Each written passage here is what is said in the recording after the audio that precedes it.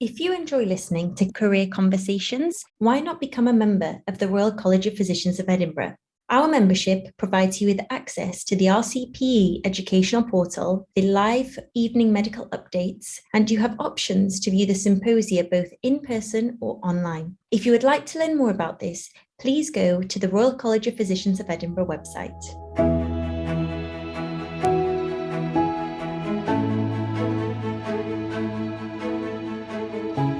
Hello everyone, and welcome to another episode of Career Conversations brought to you by the Royal College of Physicians of Edinburgh Trainee and Members Committee. My name's Dr Marilena Giannoudi and I am on the T&MC, and today I'm delighted to be joined by Dr Cahal Rafferty, who is an IMT doctor currently based in Southampton. Today's episode is focused on how you can go about working abroad. I know that many people are interested in potentially working in Australia and New Zealand, and Dr Rafferty has worked in Australia for, is it over a year and a half? Yeah, it was about 18 months or so. Excellent. So first of all, welcome. Thank you. And can you tell us a bit about when in your training you took the time out to go to Australia? Yeah, so I took the year and a half out just after F2, so between F2 and IMT. Mm-hmm. And how far in advance did you have to think about planning that out of program experience? So it does take a fair bit of planning. There was a few of us who went and we knew that we wanted to work abroad. And I think probably around September time, we originally looked into going to New Zealand, but then I think around January time decided we wanted to go to Australia instead, having visited friends there. While we managed to get everything done from January to August, it was quite frantic at times. So I'd say probably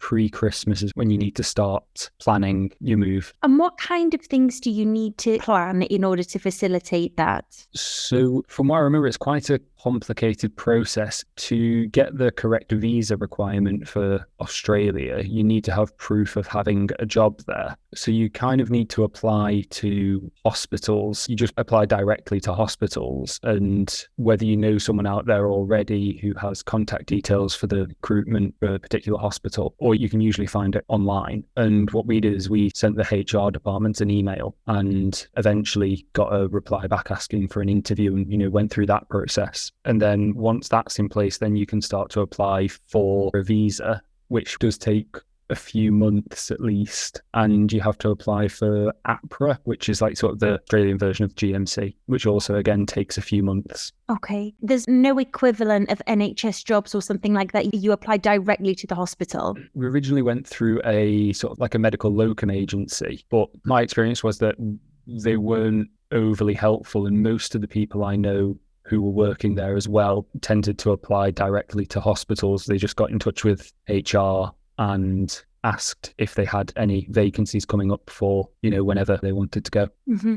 And then the APRA that you mentioned, is it just a case of filling out paperwork? Do you need to sit any exams? Is there a fee? How does that work? So there's no exams. It is a case of filling out paperwork. And from what I remember, it is quite a lengthy, complex document. It's about 20 pages or so. And a lot of it is sort of to do with where, just where you've worked before, your medical qualifications, which you need to get notarized and sent across, getting your passport notarized and sent across. And there is a fee for it. So I can't remember the specifics of the APRA fee, visa fees, etc. But I think the whole thing in total was probably, without flights, about £2,000. Oh, wow. Okay. Again, yeah, if you're starting to plan your move, you do need to have some money saved. Yeah. And with the APRA, do they need evidence of your portfolio to say, that you are competent in certain things? Or is it literally just you filling out the paperwork saying that you are? No, so for APRA, it's mainly just filling out paperwork to, prove that you've graduated, that sort of aspect of things. In our interviews, we did sort of get asked about what our various competencies, but we never really had to provide a portfolio for where we worked anyway. We didn't have to provide a portfolio. I'm not sure if it's different for other hospitals. Mm-hmm. And can I ask, where did you go in Australia? So we worked in Adelaide in the Lal McEwen Hospital in the north of the city. But I know like some of our friends who were out there worked in the other 2 or 3 hospitals that are in Adelaide, and we knew people working in pretty much every city. The options are there to pick any city really. And why did you choose Australia? I know that you said there were friends already there, but why did you make that move in the first place? So, well, I think that's probably a lot of people can relate to. I think just after foundation, we were quite keen for not, I don't know if a break is the right word, but, to sort of step off the training mill a bit and take a bit of time just in a different country, seeing what that was like. And like I said, then when we went to visit friends who had already been there a year or so, we just sort of, absolutely fell in love with the lifestyle that they clearly had and just went for it, I guess, yeah. I do think there's a single doctor listening to this who doesn't know someone who has worked in either Australia or New Zealand if they haven't done it themselves. Yeah. For those who perhaps don't have a lot of, first-hand information, what is the lifestyle like when you do work there? What's the work-life balance like? What might a typical week look like for you? I would say in general, the work-life balance we found was much, much better than it has been working here, especially compared to now with the current pressures and everything that the whole system's under. So we worked in A&E exclusively. So a typical work week for us, we would usually work 3 to 4 days a week with a mixture of evenings, nights and days, all 10-hour shifts. But I guess what we really liked is, and I think most hospitals, so most of my friends who worked in other hospitals, what we found was before the rota came out, every 3 months or so, you could get in touch with the rota coordinator and ask for days off, days that you didn't want to be rotated on. That wasn't like annual leave. They would just do their best to accommodate you, to try and give you the time off that you'd asked for beforehand. So if you and your friends were there, you could all ask for the same weekend off or just ask not to work it. And more often than not, they would be able to do that for you. So I think in terms of the work-life balance, it was much, much better, noticeably better. Yeah. And you mentioned that you worked in A&E, but obviously you're doing IMT now. Is there a reason that you chose A&E at that time? So I think you kind of have to fit into the Australian system just where they have vacancies, and they tend to have most vacancies in A&E. I do know that the hospital that we worked in, we did know a couple of British doctors who are working in medicine, and the rota did seem very different to what we were working. So I don't know what their thoughts would be on the work-life balance. So for example, they worked 7 long days in a row, had 7 days off, worked 7 nights in a row, had 7 days off. I think they didn't have as good a time with the rota as we did. So I guess just like anywhere here, it's very job dependent and centre dependent. But we sort of just went for A&E because we knew there would be spaces there. And well, I've enjoyed A&E before, so had no qualms working there. What's the pay like? Again, the pay is much, much better than the UK. So I was getting paid double roughly what I'd been paid in the UK. And I guess that's considering that you were working what would essentially be an 80% rota for double the pay. So yeah, the pay was much better. Obviously, you went there, you had what sounds like a really good time under really good working conditions. Ultimately, was there a reason to stay there long term? Do you regret not staying there long term? A lot of people do decide to stay long term, don't they? Just because of the reasons that I guess we've discussed. And yeah, I definitely had serious thoughts about staying long term, and every now and again still do have thoughts about moving back to Australia. But I mean, we came back because of family and friends here, and I don't think that changes. And that is obviously one of the downsides of working there, that you do spend a significant amount of time away from family, and it does become difficult at times. Overall, I don't regret coming back, but I just look back on that time as a really, really fun time that I was very lucky to have. Yeah, I guess it's really difficult because you can't just say, I'll hop on a plane and come and see you. It needs a lot of planning. Exactly. And so my family did come out for a bit, but then I guess, you see them and we managed to come back once in between, but it is, it's a significant amount of time without seeing your family. And like you say, it's not like just getting the train home. Yeah. Obviously, you were only working what you said was an 80% rota. What kind of things did you do whilst you were out there that weren't related to medicine? Because I think a lot of people, when they are thinking about doing such an experience, they do want to, obviously work, keep on top of their skills, but have something else outside of work, which is what makes them, I think, ultimately take that decision. Yeah. So we have had a lot of hobbies when we were there, and I really got into running when I was there, particularly like trail running. Because of the good weather, everything's sort of so geared towards the outdoors. I guess the culture there towards the outdoors is a bit different to here. If you are into sort of outdoor activities, then there's so much you can do. And obviously there's sort of like we live a minute's walk from the beach. A lot of people I know got into surfing, a lot of people got into swimming. There's incredible snorkeling, even like in areas that aren't like renowned for it. So Adelaide had some amazing snorkeling. So I guess the out of work lifestyle is also very different to what you can experience here. And when you'd got into that mindset that actually we can't stay here and we should probably go back, what did you do about applying for IMT at that time? So I knew that I wanted to take a bit of time out to sort of build my portfolio for higher specialty applications. So I didn't go straight into training when I came back, but I know a few people who did.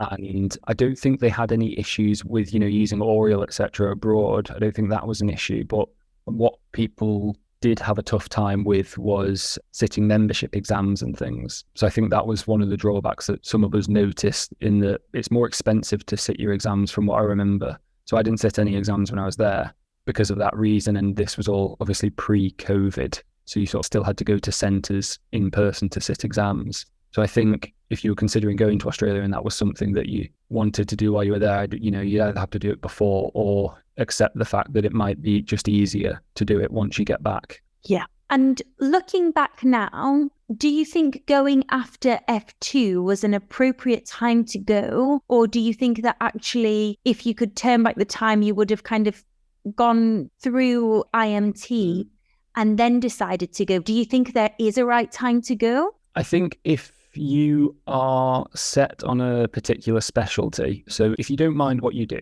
and by that really means if you don't mind working in A&E, and A&E there is different to A&E here. I think most people actually quite liked it, but if you don't mind what you're going there to do, then going after F2 is a perfect time. I would say, I didn't feel that we were out of our depth at all. We were always really supported. So I think it was an absolutely fine time to go. Whereas if you know exactly which specialty you want to work in, or you want to work in a fairly competitive specialty. So for example, one of my friends is an orthopedic surgeon now, but he waited till after CST to go because I think, you're then much more employable by that hospital to pick and choose your specialty, I guess. So it just depends what it is you want to do when you're there. And you mentioned that A&E, for example, is very different there. And obviously we are the Royal College of Physicians, but I do think it's very common for IMTs to go and work in A&E in Australia. So do you maybe mind talking us through maybe a couple of interesting cases that you saw, or,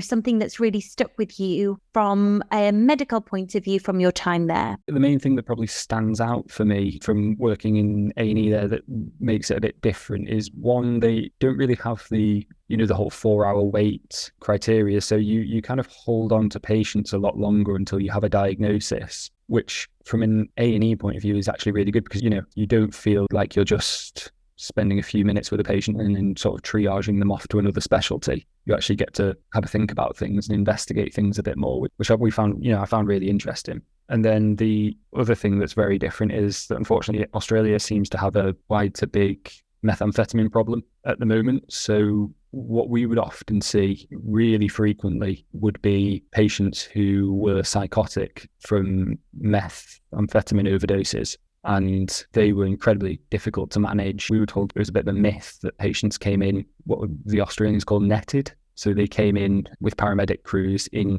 big nets, essentially holding them down. We thought our Australian colleagues were joking when they first told us that, and it turns out that actually happens. People come in nets because they're so psychotic. And yeah, it's definitely something that stands out and is really challenging to manage, but also really interesting, and something I don't think I've ever heard of anything like that in the UK A&E. I've definitely never seen that before. It's quite the sight when it comes through the doors. So how do you manage those patients? Because they're so floridly psychotic, there was no real talking those patients down, and they're often really aggressive and really strong. So, we would often see like 4 or 5 policemen and security guards on top of one person. So I guess the only real option is to just sedate that person, and you kind of just have to let them ride it out sedated. But again, the sedation doses that were used over there were way higher than anything we'd see here. You know, people were getting, I think, 10 milligrams of olanzapine and 5 of lorazepam at a time, and they would, be sedated for 12 hours or so. Yeah, it's just sort of things that I don't think you would ever come across in the UK. I mean, I think you've sold Australia very well, and you're certainly regret not to. But if you had, a piece of advice to give to anybody who's potentially thinking about doing it, what would that be? So I think my advice would be just get prepared earlier than you think you need to. Don't be really put off by the upfront costs, because you kind of make that money back almost within your first month. And if you are thinking of going, just go for it. It's an absolutely incredible experience. I don't regret it for a minute at all. And one last question that's just come to me. You've obviously mentioned that there was a big group of you that went, and you knew, other people working in different hospitals kind of dotted around.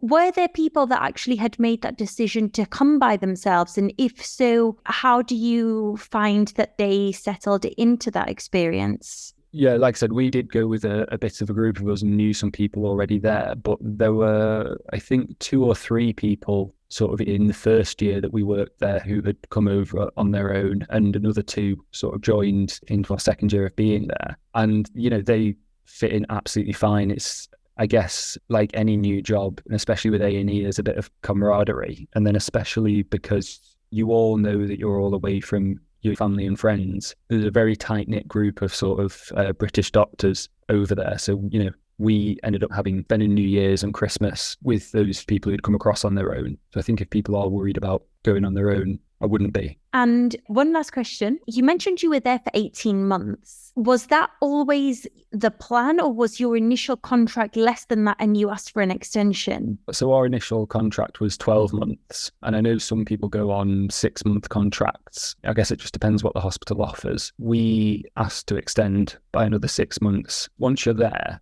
it almost becomes the norm to extend, and it becomes less common for people to go straight away once their contract finishes. Yeah. How far in advance did you have to tell them that actually I want to extend? Probably about 3 months or so. Okay. Yeah, so it wasn't a decision that needed to be made as quickly as deciding to go to Australia. Yeah. Once you're there, it's definitely much easier to stay. Perfect. Cahal, I have nothing to say other than thank you ever so much for joining us. Thank you for answering my many, many questions. And I'm sure our listeners have found it really, really interesting, and they'll all be looking it up. And for those who are too far ahead in their training, I guess you've showed us that actually you can go at any time, and it's an experience worth pursuing if that's something that interests you. Yeah, definitely. Well, thanks so much for having me on. Thank you so much. Bye-bye. Bye.